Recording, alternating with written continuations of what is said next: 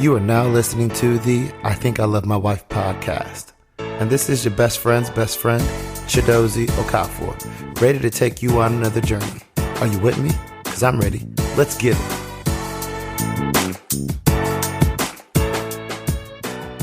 In this episode, we talk about preparing for a baby that's coming before marriage and some of the adjustments that you have to make. We share some thoughts on living with your partner before proposing.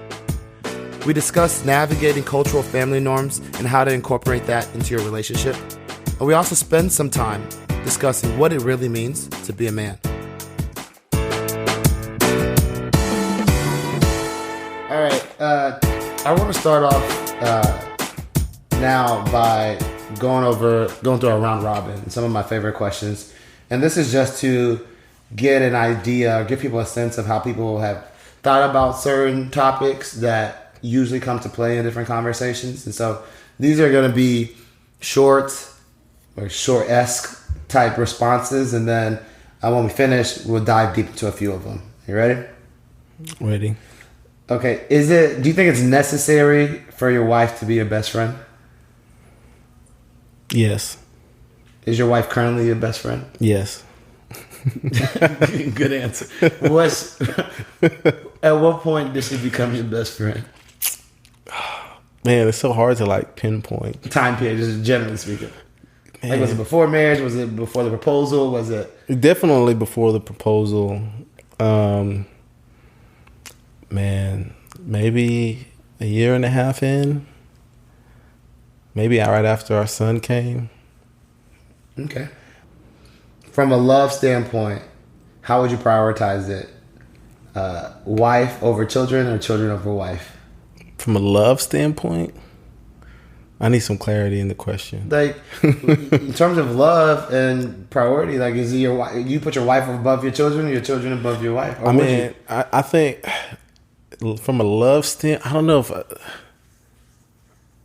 I can qualify it sort of, meaning when it comes, if anything comes up, it has to be, it's me and my wife. Because I don't think you can effectively, you probably, from my perspective, you and your wife have to be good before your kids can be good. Yep. You know what I mean? So everything has to be, I don't know, whether it's love. Love is a little bit different because, I love my wife. I love my kids. This is the attorney. 'Cause most people answer that question quickly. Let me give you a scenario. Right? Give me a scenario. The attorney needs a scenario to know what he would do given the way he defines things. House is burning on fire. You only have time to save one person. Your child or your wife? Who do you save? I mean, that's a conversation me and my wife have had. Oh, you haven't talked about it. It's crazy. Man, people don't talk about it. You have to get the kid. I'd be really? My kid's life,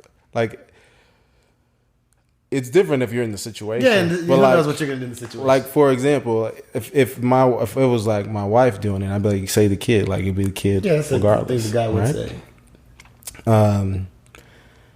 So that's different. To me. I wouldn't have. That doesn't go into context of love. Of the question of love, but I think in terms of just having a household and a unit, and me and my wife. My wife is my priority to the extent that if we're good, everything else falls into place. Because me and my kid could be good, and if me and my wife ain't or not, then so it sounds like the your household wife over children. The house is.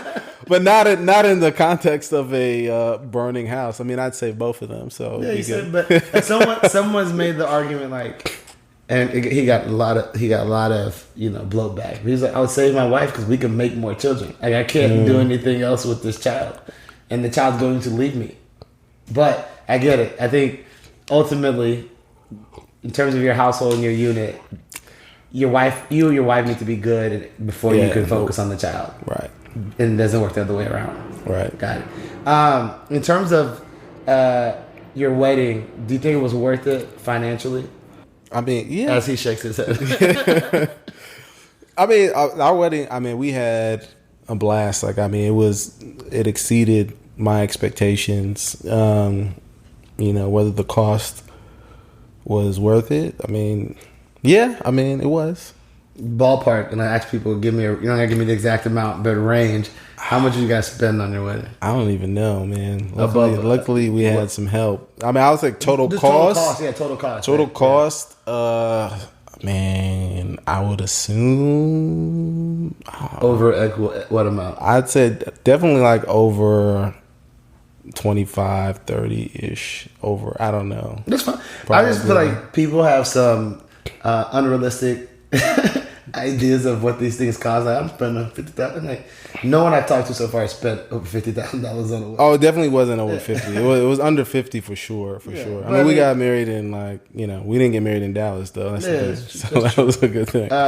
If you had to spend money on one of these things, right, or the most of your money, would you prefer to spend on a big ring or a big wedding?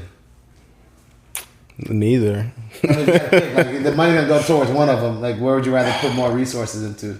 Man, those are my only two options. You got other bills, but like, I don't know. Probably, I mean, because I think this is another reason why I think me and my wife are compatible, because we are really into experiences rather than like material things. Yep. Like, we'd rather go on like a vacation or do something that we'll remember.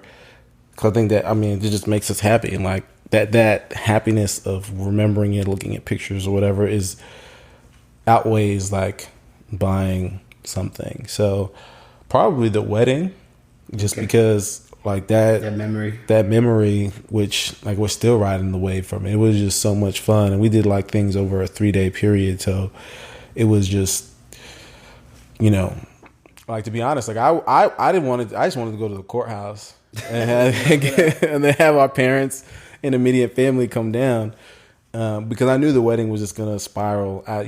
Whatever you think you're gonna do more, or unless you really, really contain it. And we still like contained it, but it's a process, and it's a huge undertaking, and you're really doing it to make a lot of other people happy. So, and I was just like, look, we already started our life together. Like, we can just. And to me, the wedding doesn't solidify or define our marriage. We're doing it because of all the reasons that we want to get married, and whether we do that in a courthouse or a small 20-person wedding or a 200-person wedding, it doesn't really matter. So anyways, yeah, I guess the wedding over the ring. In practice, do you have joint accounts or separate accounts? Both. How does that work?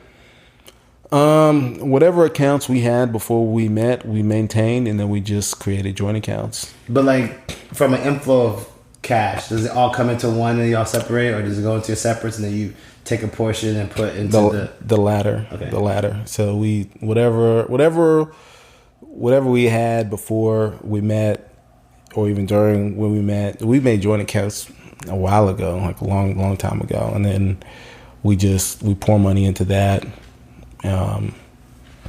for whatever we need, but we maintain our own funds, I guess. Does that also mean like separate savings and stuff like that, or when you pour into for those type of things as well? Whatever, yeah, I guess like whatever. I think we both had our separate savings, but like that, our joint account, I think. I mean, it actually is like a lot of different things. It's not even really a savings account, I guess. It's more of a, we use it for various different stuff. Okay. And then we have a lot of different joint accounts for different purposes. Gotcha. Okay. Got it. But so several joint accounts, maintaining your own separate accounts, but paycheck comes into your separate accounts, and then y'all figure out where y'all plug money into. Mm-hmm. Okay. I think you alluded to this earlier, but true or false, guys mature later than women? I mean, I don't necessarily agree to that. I think that's You say false. Oh, yeah, false. Okay, frequency of sex. And I like to ask expectation versus like reality. And these are the kind of categories. All the time, weekly, monthly, every now and then, every blue moon. In terms of expectation. Expectation, I mean, it's hard to quantify because there's so many other factors, especially when you have kids.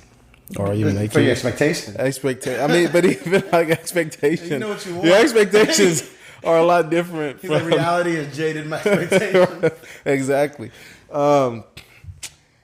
Yeah, I don't know. I mean, this is what happens when you interview a lawyer. They feel like they got to be 100% right.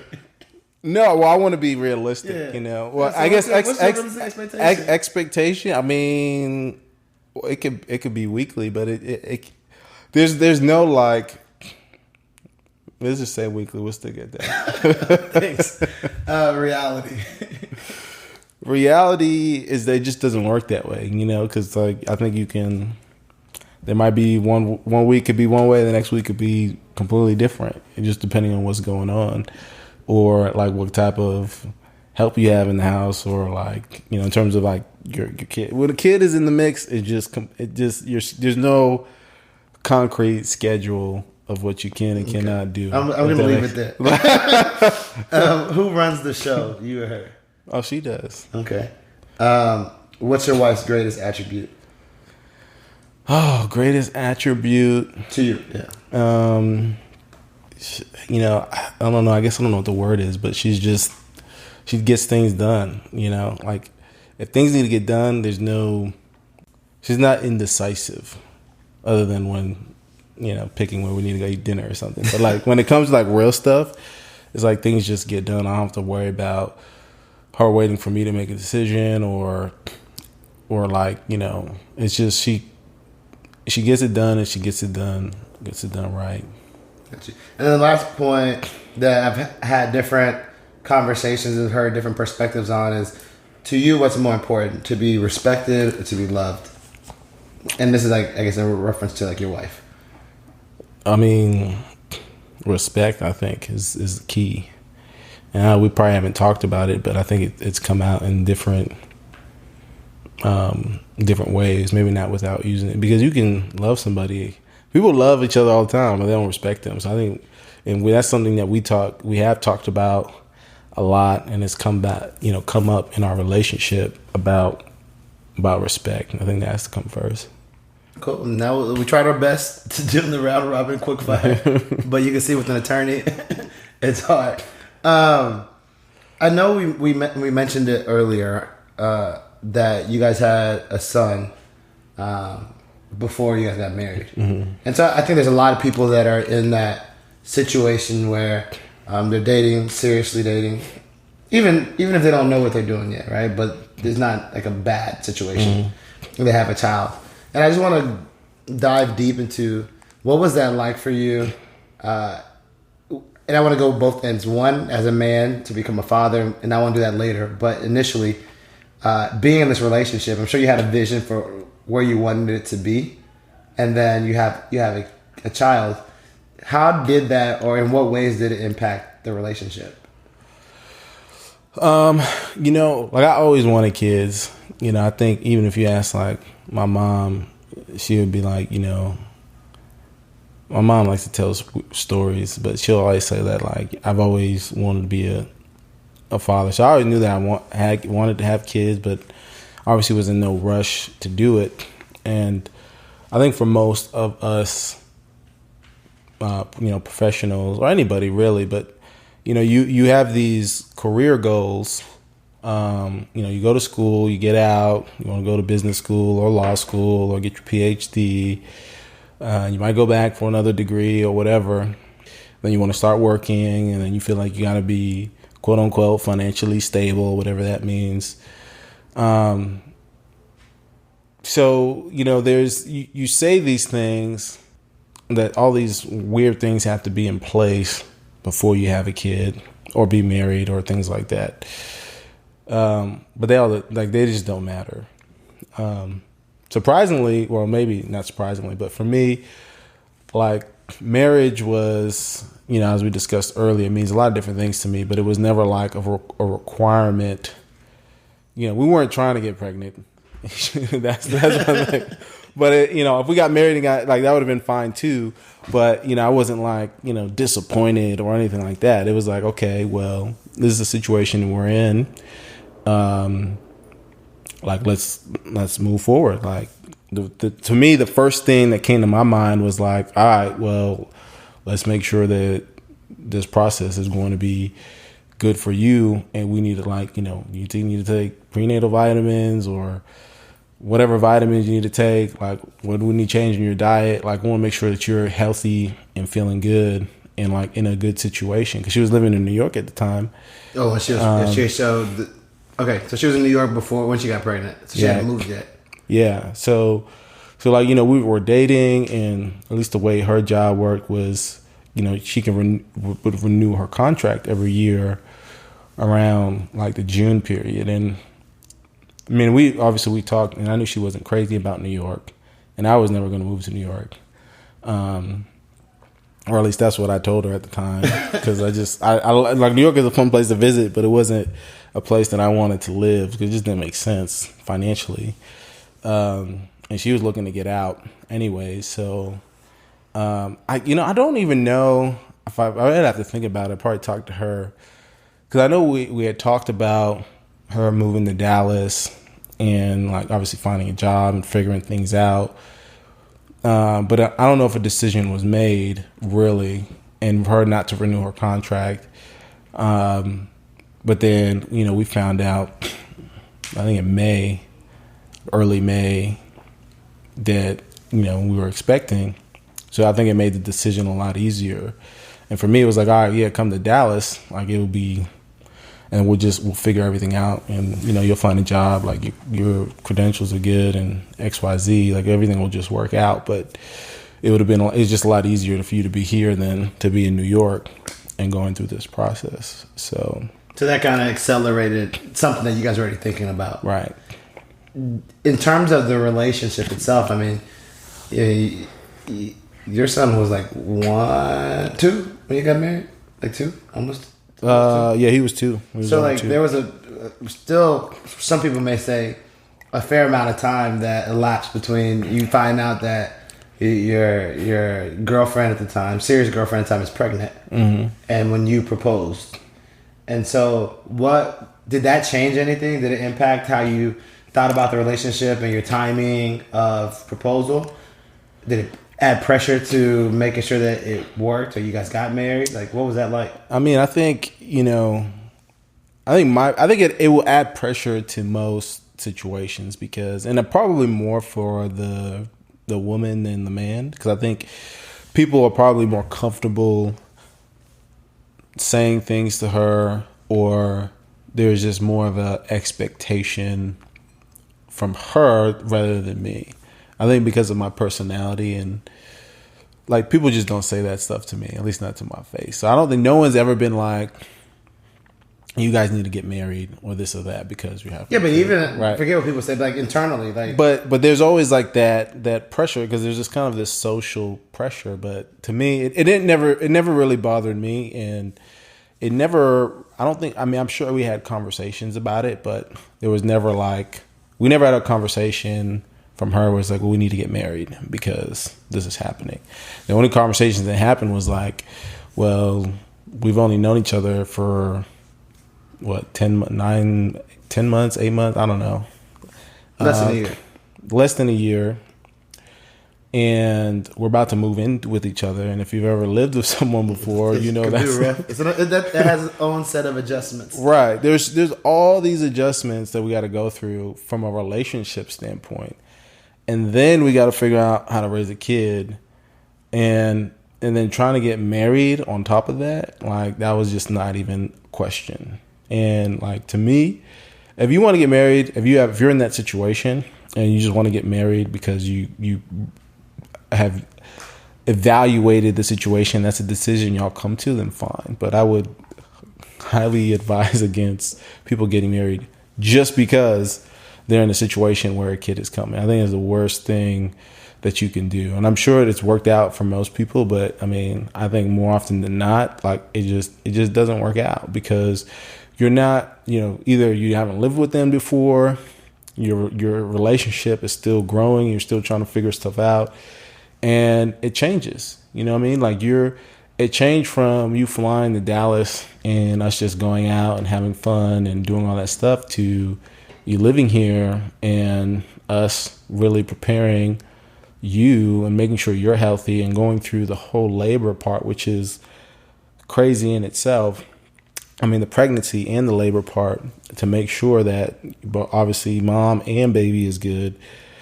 Like, it changes everything. So you're not focusing on your relationship. You're focusing on those two. And that's a big responsibility. And it's a lot of work and a lot of effort.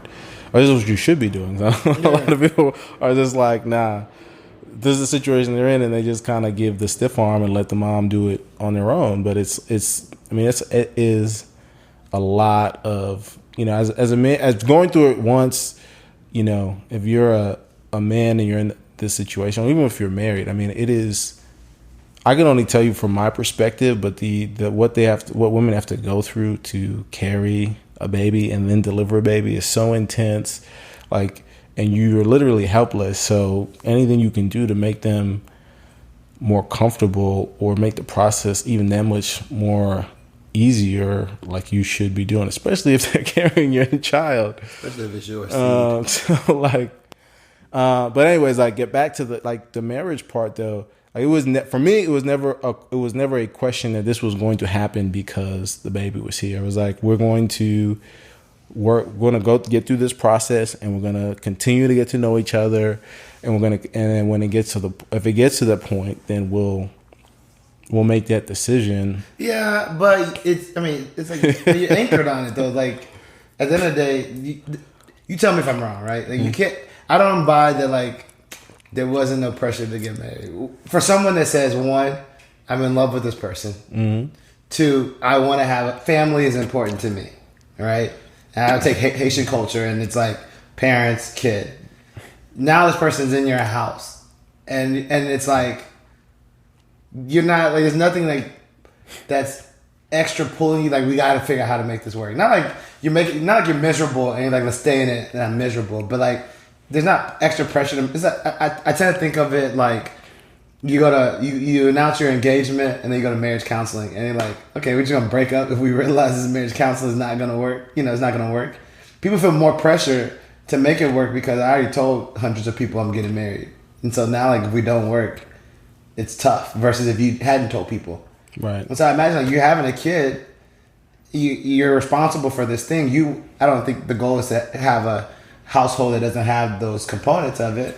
There's no extra pressure to, like, let's really try to do all we can do than there was before. I mean, maybe. Again, I think if you know me, then, like, I don't know, like that type of external, because to me it's all social pressure, right? It doesn't mean anything. To me, it may be internal. Like, if it's important to you that I want to have a kid and I want them to have their parents like, for me, it was you have two parents who have, to me, it was like, this kid is going to, as long as he comes and he's going to be healthy, like, that's number one. Two is, like, he has two parents who are, have had so many opportunities, have gotten their degrees, have good jobs. They're capable. He's going to have more resources than I've had growing up. Like, he's going to be good no matter what. And I know that I'm going to always be a part of his life. So regardless, your goal is never to have a broken family. Right. So meaning, like, regardless, to me, it was like, regardless of what happens, whether we're together or not, or like our son is going to be good.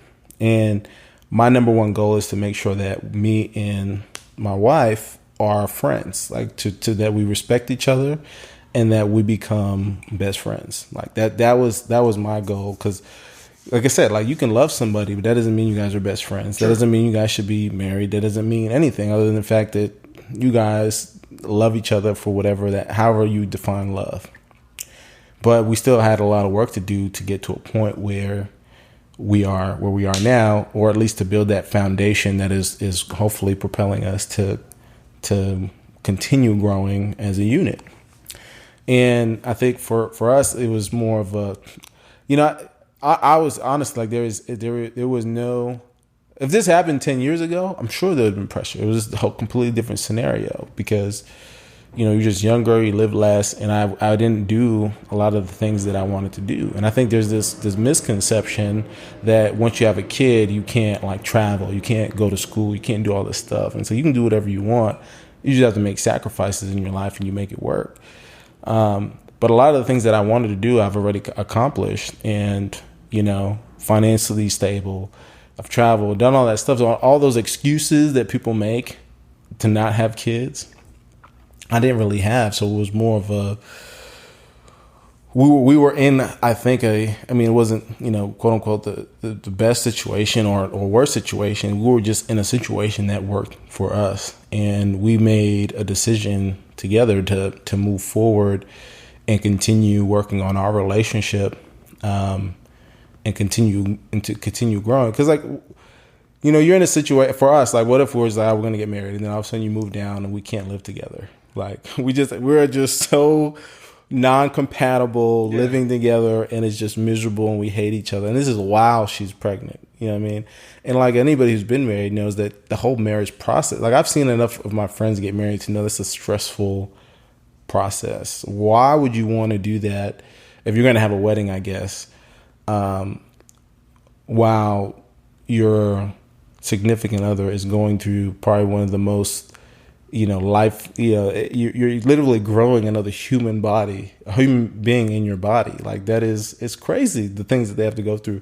So you want to add another piece of that? I get so, that like, part. I wasn't insinuating that, like, oh, pregnant, let's plan a wedding. Right. I just, even after the kid was born, just did the, knowing that there's an opportunity to create a family environment, traditional family environment here, did that provide extra pressure to, like, really try to make it work and make her your wife, in terms of how you might have thought about it? And it seems like it didn't really for you. I mean, maybe it did self-consciously, but, you know, I think our relationship is, I mean, again, it's not perfect. I don't ever want to see it and want to make it seem like it's perfect, but I think we grew like anybody else did. We've had our ups and downs. I think one benefit to this was that we got to see how we parent together. Yeah. You know what I mean? Like, that was a great thing. And, like, for people who want to get married, I think if you want to get married, especially for young people, like, part of it is because you want to grow a family, right? Because there are some benefits to that in terms of kids and stuff like that. But if you just want to get married just to get married, like, I mean, you could just be in a committed relationship and not even worry about that. It's the same, yeah. Right? You know what I mean? Mine's So attack it right up, right. So then if you're in a situation where you guys have already, like, you live together, check. You guys get along, check. Now you know you can parent, and you guys can parent well. Like, you know, after a year, the kid didn't die after a year. Like, you know, as nothing serious happened. Like, we're happy, and the kid's happy. And you just, you know, for me it was like, you know, for a while, but a lot of it is just timing, and a lot of it is just like, you know, I can't pick a specific moment, but it was kind of like, you know, just sitting at home, and it's just us three, and I'm like, everything is just good. Like, work is good. Like, I'm more than happy with my relationship with my, you know, girlfriend at the time. You know, we created this beautiful boy who's healthy, and he's smiling, and he's growing. And it's like, and we live in this house that, like, you know, this is our life that we're creating. And for me, it's like, you know, you grow up in your own family, and they have your own traditions and things like that. And to me, it's always been important to, like, all right, I want to build my own family. I want to be my own unit.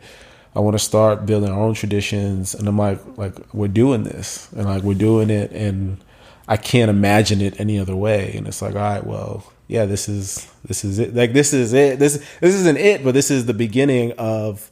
It's a good starting point. Yeah. So it's like, and that's why, you know, I ended up, you know, went out and looked for a ring and all that stuff, and we ended up getting engaged in Easter of 2018, and, like, we got up, went to church, and then just came home. We're sitting on the couch, and the day before, we went to, like, some Easter egg hunt.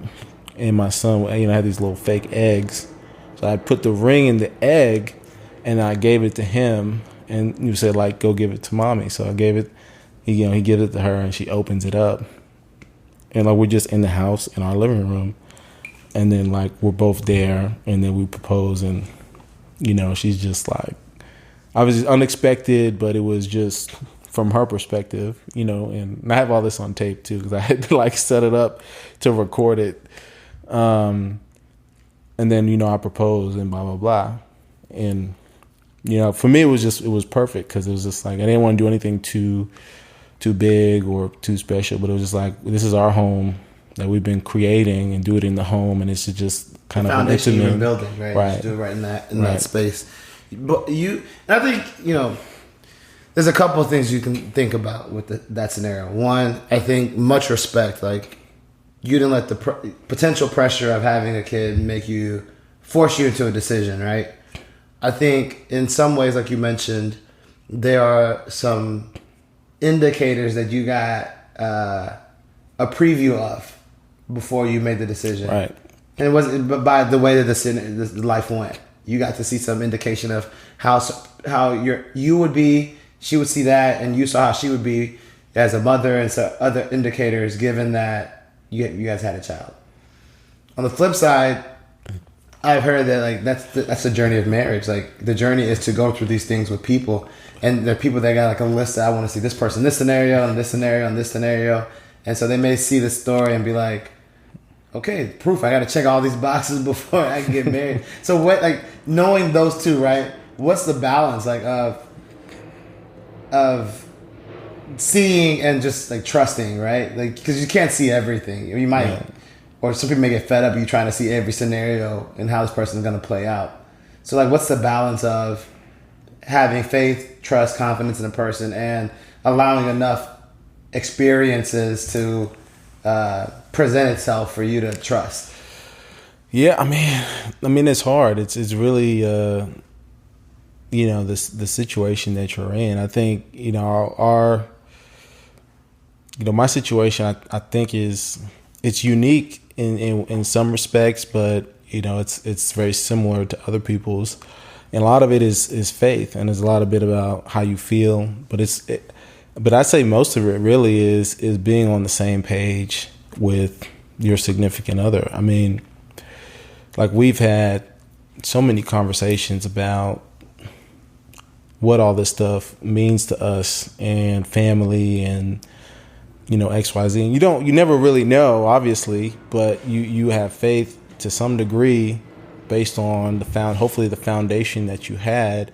And it's really the faith about knowing, all right, you don't think about all the issues that are going to come up, but you know that, like, you just have faith that you can get through stuff with this person, right? And if you're not confident that you can get through tough times with the other person, like, that's something you just have to evaluate. But it's and there wasn't like, and there's no checklist, but it was more of the situation that we were in, where it's like, all right, well, we understood that we're creating a life together, and we only knew each other. Like, say if it happened 2 years in, maybe our evaluation would have been different. Maybe it'd been like, well, I already knew I was going to propose, so, like, let's get married and have this kid.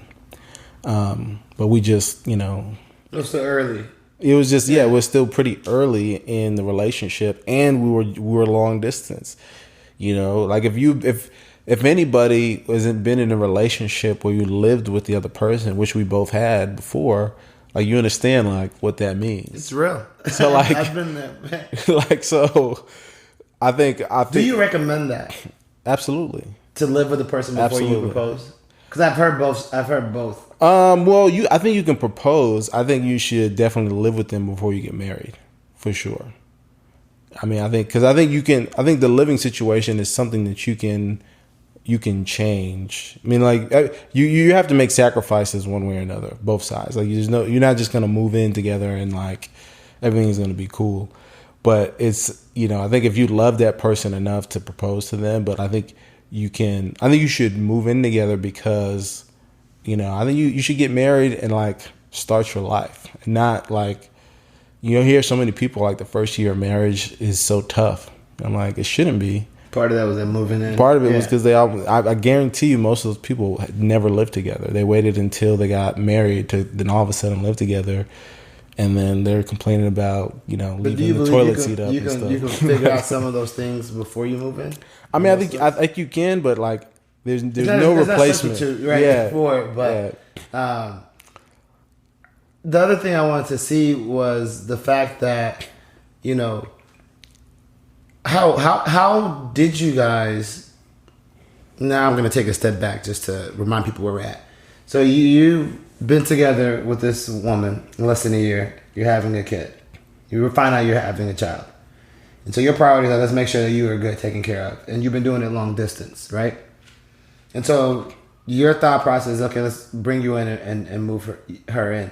If she was already, let's say, living in the same city, would y'all have moved in? Or would it just been like, we make it work? With the baby along the way? I don't know. That's a good question. I mean, and I'm just trying to find out, was the impetus because the baby was there, or because she was long distance that you guys moved I think in? moving I think it didn't make sense. So I think that if she moved to Dallas, I don't know if this is true or not. If she was already here. If she moved, say she wasn't pregnant and she moved to Dallas, I don't know if we would have moved in together. Okay.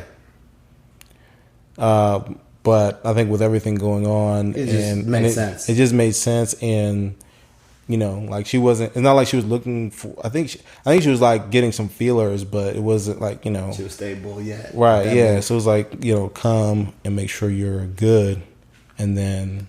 That makes sense. Yeah. And so the flip side is that, okay, you've been together less than a year, child on the way, we're living together. And like you said, so many new dynamics, right? It is. We are in the same city, 1. We are living together, 2. We are having a child, 3. How do you navigate, like what's going on in your head, 1?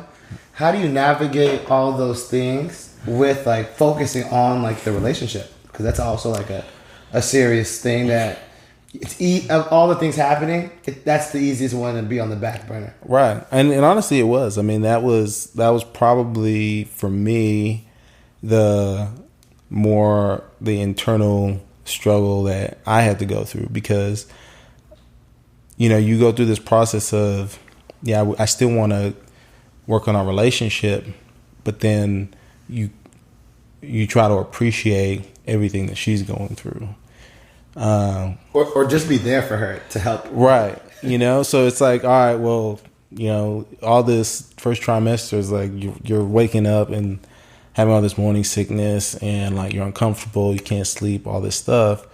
So it's hard for me to be like, all right, well, like we need enough attention. Right, like, and I'm not literally baking another human in my body. So, so it was hard. Like, I mean, it's hard, and I think it's normal for, normal in terms of my experience, to feel those feelings. But then, but I think I know a lot of people who are just like, and I'm not saying what I did was right or wrong or any other people, but like other people would, because you can't, nobody really prepares you. You see people have babies all the time. You see it on you see it on TV, Instagram, and they make it seem like social media. It seems like someone's pregnant and, they just grow over 9 months, their water breaks, and then all of a sudden this baby comes out. And it doesn't work like that. When you have to deal with that, when you're involved in the process every single day and you see the struggle that they go through and they have to go to work or whatever it is, like it's a lot, so to all of a sudden be like, yeah, I'm not getting enough attention. Like it's just something you don't bring up. So like, and I think, even like it was hard to focus on our relationship. And I'm not saying that we should have or could have, like, it's just hard. Like, so a lot of that time, I still think that we grew closer together because of the experience. And imagine, like, she seeing how you were responding to her. Right. And then you getting this newfound respect and appreciation for, like, all these things that you couldn't even conceive of in your head that she's going through. Probably accelerated some things in some ways you probably didn't think about before. Right, absolutely. So then I think you grow, like, as I reflect or have reflected on it, it's like you grow in different ways. Even though at the time, in my mind, I'm like, yeah, we need to work on our relationship because, like, we're just not. Everything is about the baby right now, and This it's before like it's born, and then once it's born, it's like Right. trying to keep this thing alive. and that's what I would say. I'd be like, and I remember early on, I'd be like, all right, let's not like we're obviously we're in this, but I'm like, we still have to work on us because I just don't want to all this time to pass and all of a sudden we're just like, oh, where's our relationship status at? Like we gotta try to make an effort to do that. Because I'm like, because I haven't said, I was like, once baby's here, it needs to be about the baby. Then we gotta take care of another human being, and it's it's again, it's not perfect, and I don't know if I think what we did obviously worked for us, but there's a lot of different things that I tried to do that I think has worked. Like for example, even after the baby came, it was important for me to like create a situation where my wife would be okay with leaving our son pretty early on. Because like you'll see, and there's nothing wrong with this, but like you'll see people who are like, kids be all like 3 or 4 years old before they've spent more than 24 hours away from their parents. Yeah. I'm like, I don't want it to be us. I want to go. I like to travel. Like, I want to go on vacation with and without our son. Dates, So I think about 4 or 5 months after he was born, like we just did a little vacation. One for her too was just like, you need a break. Like it's a lot, breastfeeding and like you got a newborn and all this stuff. But then part of it was like, all right, we're gonna get grandma watch kid for 4 days, 3 nights, and just get that. Just to know it's okay if you don't see your son. It's not the end of the world, right? And it's worked because since then now every year we try to go somewhere, just us two, because I think it's important for our relationship, our marriage. Like I think that's like you have to keep that part between you and your significant other like alive, because that's I think for our relationship, that's the only thing that's part of what's going to maintain it and make sure that we're good and make sure our son is good. So I mean, for me, right, that's one advice. If you could within the first 6 months, go take a weekend away from your kid. And just because it wasn't as bad. Like we FaceTimed and like she obviously missed him, but like we just went on vacation. You're not gonna wean yourself away from that. And Did you? So I can imagine first time mother in that situation. I'm sure she was. You were like, "Hey, I got a trip planned for her." She's like, "Great." Like, how did the conversation go? I mean, I think at first she thought the baby was coming. I'm like, no, it's not. And we went to like a resort in Cabo where there was like no kids allowed. So that was like the thing. So she fighted a bit, or it was like, about these tickets, we going. I mean, I think she was okay with it. I mean, I think the concept is good until like the time comes to make the move. And I think everything was good. And I think a lot of times, I think she trusts me to a certain degree, even though she has some feelings, and will go along with it. And again, like with technology, it's like, all right, we can FaceTime every couple, we FaceTimed a lot. So, but then we came back and everything was good. And the next year we did it. It was fine. This year, less of a, it's like, all right, he's a little bit more durable. Right. And the older that they get, it's easier too, because you're not worried about the things with a newborn when they're. Do you believe in push gifts?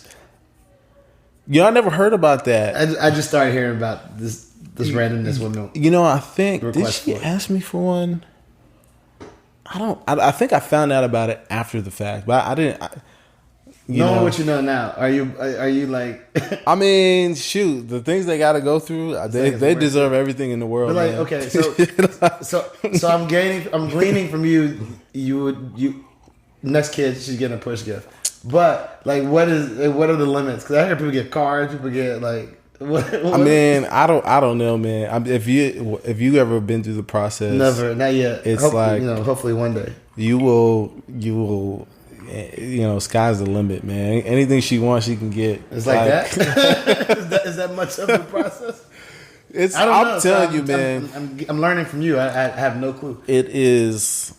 I mean, it's obviously a beautiful thing, but it's the strain that is put on their body is just intense. It's crazy, man. Like, And that's with things that relatively, like if it's a, I won't say an easy pregnancy, but like, oh yeah, you know, there's like complications. If there's complications or C-section and all that stuff, I mean, your body, postpartum depression, like all these things that can happen. Man, like it's.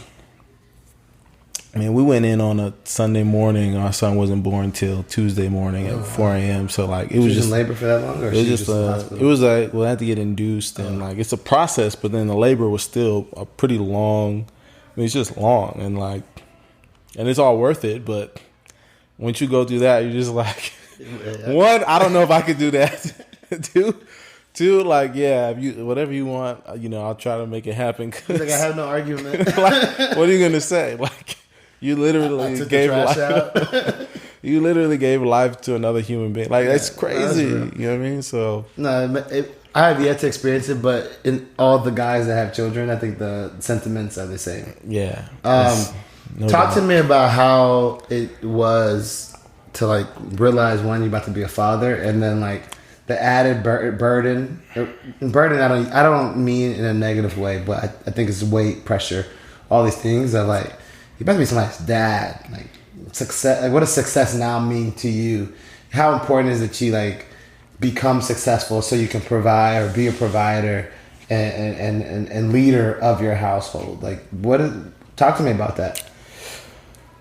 I mean, there's nothing that you can really prepare for fatherhood other than like raising another kid, I guess. But I mean, I've been around kids my whole life. You know, I have so many little cousins. I mean, I have nieces, nephews, and I've babysat. So like I've been around kid, but it's still different when it's yours. Like there's really nothing there's no training you can take. Like you just, and then once you start raising a kid, you realize like your parents just figured shit out. Like, you know, like obviously there's so many books on it. So there are books on parenting, but you know, I'd imagine like marriage, like every scenario and child is different. So yeah, there's no like specific roadmap for you. You figure it out, and you figure it out with, you know, hopefully the person that you're with, and you take advice from people, or you listen to people and you take advice, the ones that you want to take advice, because you'll get advice from a lot of different people, and some things work, some things don't, but like your kid will be it's very specific, and like you just have an instinct or intuition on how you deal with things. You know, in terms of like fatherhood, it's like, you know, like I said earlier, I always wanted kids, but there's just like this responsibility that you have now, not only to like raise them and make sure that they're like healthy, but that they become, you know, good like citizens of the world, like that they're not like, you know, embarrassments or, you know, people who are shooting up Walmarts and like, or just not, you know, contributing to society in any way, or not in a positive way. So you want to do everything you have. And the difference now is like, even though you have all these resources, it's like, it's almost like a detriment, because, you know, we didn't, you know, my parents both worked, but just they're immigrants here and they work. Their thing was go to work, get a paycheck, and you go to school and like get your education, everything will work out. And it did. But we had to grind, like we still had to grind a lot. And the things that I had to grind for, like my son is not gonna have to grind for. You know, we joke all the time, like his kid has more sneakers. He's 2.5. He has more sneakers now than I've had in my entire childhood. and it's because he has grandparents, aunts, uncles, godparents. Everybody's doing well, and they just wanna like, you know, there's so many clothes, so many this, books everywhere, this, that, whatever. But a lot of stuff is just could be, you know, fortunately and unfortunately given to him. And it's like, how do you create that environment where you got to hold him accountable and not, you know, I mean, it's tough. I don't know. I haven't figured it out yet. But like you see things and you're like, all right, now I got to start being tough on him. But I'm like, he's 2.5. Like how tough can you be, you know, to a degree for under 2.5-year-old? For like things like where you see, like, you know, obviously if he's doing something bad, that's one thing. But if he's just like doesn't want to share his toys, it's like, all right, we got to figure out. But do you like? Did it? Like, did it create? Because I think, just as people, black men and men that are successful and have these goals, like I would imagine, I would say that you're in that bucket of guys that you aspire, you have high expectations for yourself, you aspire to be successful in however way is defined, and you're a person that's going to grind and work, and you won't be the reason why you don't achieve those things. And if you're not achieving, you're going to continue to push and find a way. And so, and there's pressures that come with that, there's stress that comes with that. And then now you add like this new responsibility and something that you've wanted and desire so much. So it's even to some ways created more stress because you really want that to work and be successful. Did that change how you looked at your job, how you looked at even your relationship in terms of now what you're trying to be for your son? Yeah, I mean, job wise, I worked at a law firm where when I first started off was, working 7 days a week, like traveling all the time. I actually left and went to another law firm, and I still work a lot, just not as much. But like the way that it changed for me was more like, all right, I need to really carve off some time to be with my family and have like an influence on my son's life, and be around to like teach him things and be a positive role model. I mean, he's always going to know who I am, know that I'm his dad and things like that. But it's like, for me, it's important to actually physically be there and participate in the person that he's being. So, and it's easier too when you, after a couple of years, like you're just more efficient at work. So it's not, things just don't take you long. So you don't have to be there as much, but like, and I still want to be, so it's, this balance about work-life balance, which doesn't exist, but it's you try to figure out what that means for you and how you can create whatever balance it is from work and life. And really it is about sacrificing a lot of the other stuff. It's hanging out with your friends or doing whatever it is that you used to do before you had a kid. And it's my life for the most part is work and family. And then, you try to figure out how to fit in other things here and there. But I'm at a point where work is going to be really important in the next couple of years, where I might have to sacrifice some of that family time because the goal is to be a partner at a law firm. So the next 3 years are going to be important in terms of obviously my performance at work, but then also my, what am I doing in the community? What business am I able to generate? And just all that stuff that's going to take away time from some of the billable hours maybe, but, some of the time but it's a little bit easier as when your kids get older because they have their own activities, so it's not as bad. But I know I'm being long-winded. Sorry. No, it's all things that I think other people are going through or trying to figure out on their own end. I think, some of the things you said about the decision you have to make and the type of person you want to be for your son made me start thinking about just like, especially as someone that's a son of an immigrant, right? And the roles that, when you think about Haitian, Nigerian, Jamaican, all these Afrocentric cultures where the father figure is kind of a dominant leader, how does that like play in your approach? Like, is that something that's important to you? Is that something that you want?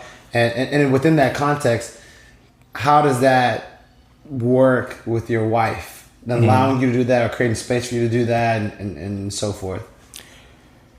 I think it's definitely in the Caribbean culture, Haitian culture. Like, the father is always like the head of the household, and I definitely think of myself as that. I don't want to speak for my wife, but I think that is the way that it is. But I also view everything as a partnership because there's.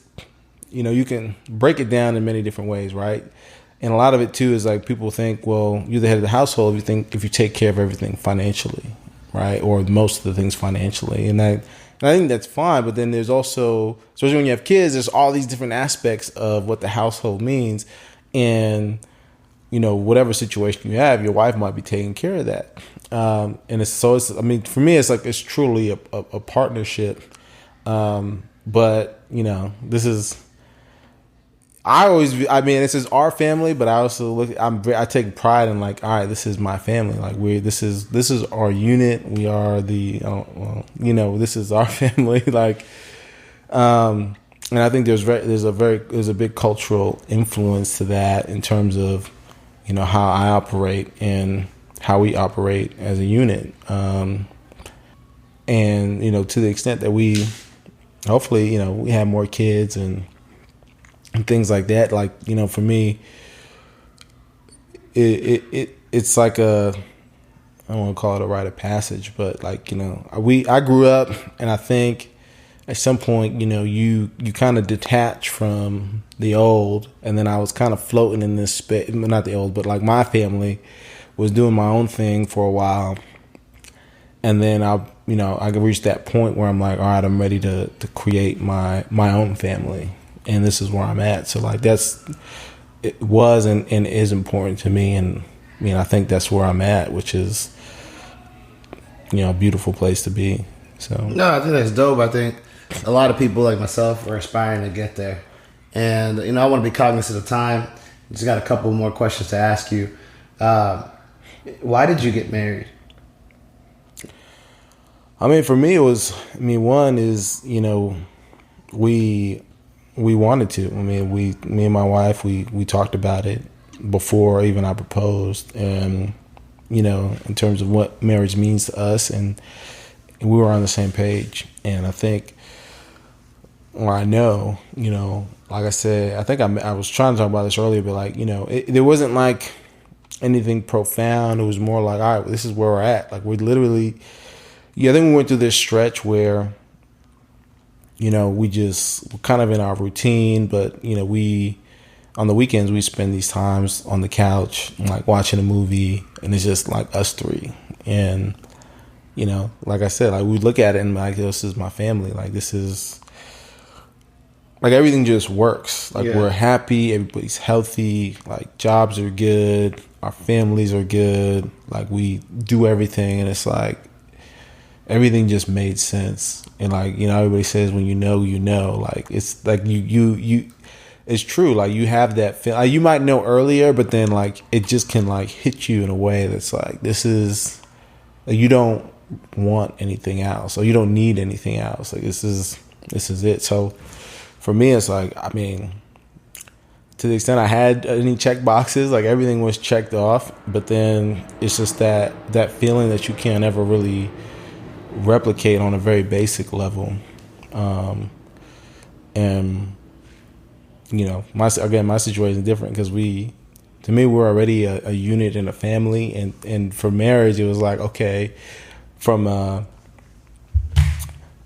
perspective of, we need to put things in place so that, whatever happens, everybody's going to be, my unit is going to be taken care of, especially if something happens to me. And you don't even need to be married to do that, but like, that's part of it. But then from a belief standpoint, like we wanted to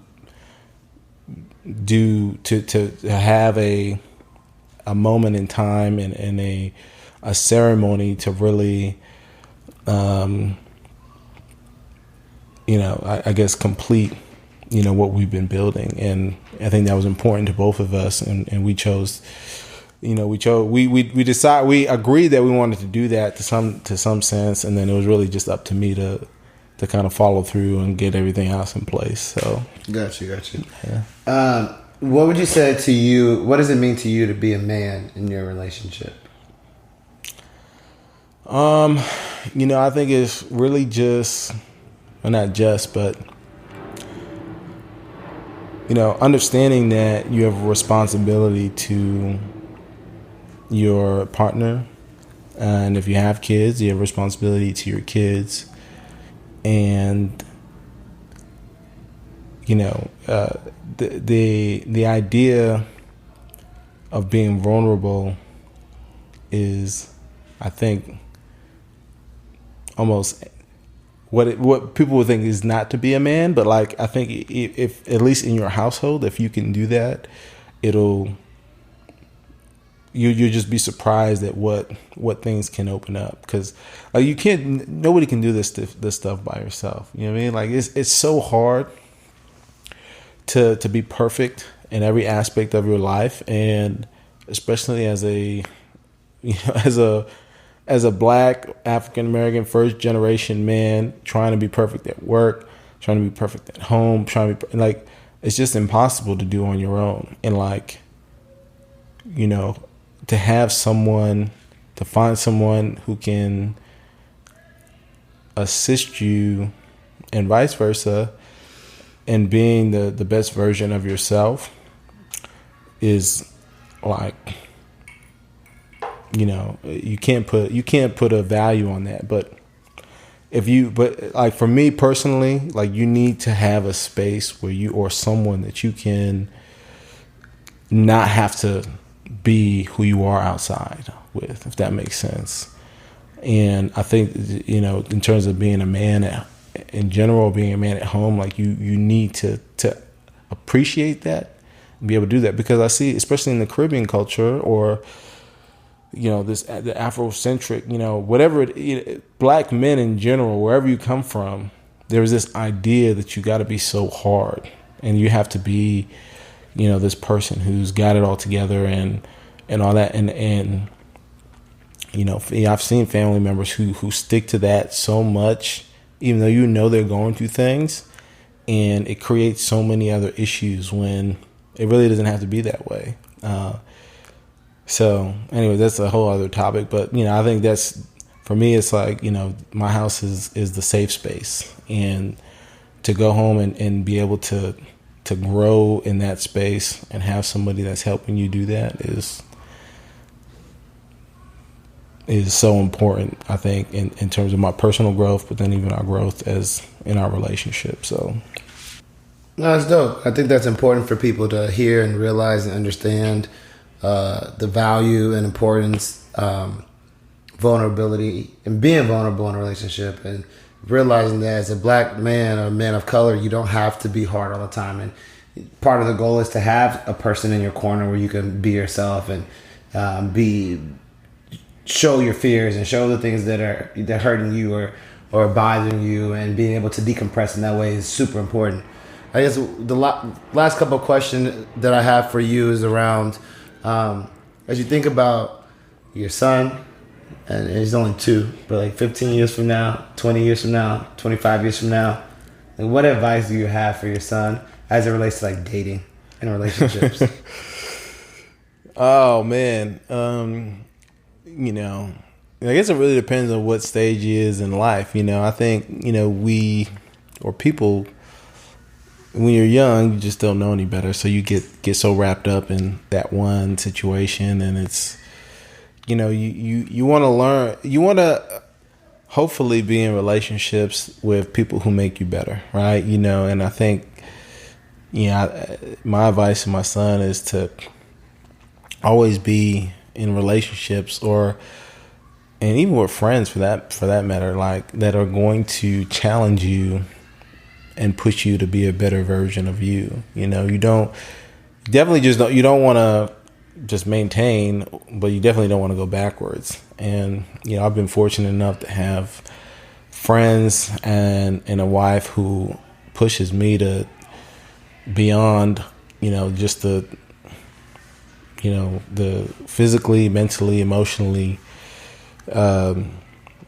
my capabilities. So like, that's my big thing, is always with the caveat that you don't always want to look for, you don't want to be in a situation where you're always saying, okay, there could be something better, but it's just it's a situation where people are making you better. And there's different aspects in which people can make you better too, right? And so on the flip side of that, if you consider the flip, if you were to have a daughter, and she's 21, 25, 27, Like, what advice would you give her? Then she don't need to date anybody. That's it. That's the advice.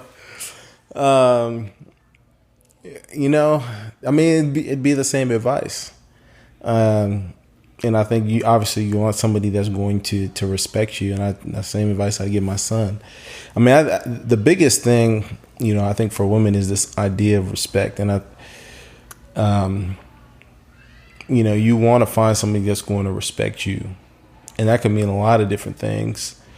But if you have a true level of respect, everything else would fall into place. And I wanted to find someone who's going to challenge her, not make her a better person. But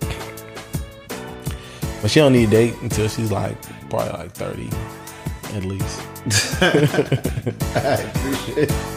All the dads with daughters are like, exactly. Again, man, I appreciate your wisdom and you opening up to us and offering your perspective. I also really appreciate everyone that's listening. This podcast isn't progressing anywhere without you. Please continue to share with your friends and strangers and follow us on Instagram and Facebook at Think Love Wife. Also, be sure to subscribe to the podcast, the I Think I Love My Wife podcast. Special announcement. Hold up. Special announcement. I got to turn the music off for this. We just wrapped up the first part of season 1. If you remember in the intro episode, I mentioned that every season is going to have a part 1 and a part 2. We just wrapped up part 1 with interviews and the stories of these men. And now we're about to start part 2. And in part 2, this is where I'm bringing the guys back. And so the next episode will start part 2, where I'm bringing all the guys from season 1 back. And we're going to be all together and have essentially a group discussion on all the different topics and questions that people have DM'd me, emailed me about, texted me about. And we're going to be able to provide perspective on situations that you all want to know about or you all may be going through. And so continue to send me a DM on Instagram at ThinkLoveWife. And I'll make sure I add those topics and questions to the list. Thank you again for all the love you show, and I hope the conversation keeps going.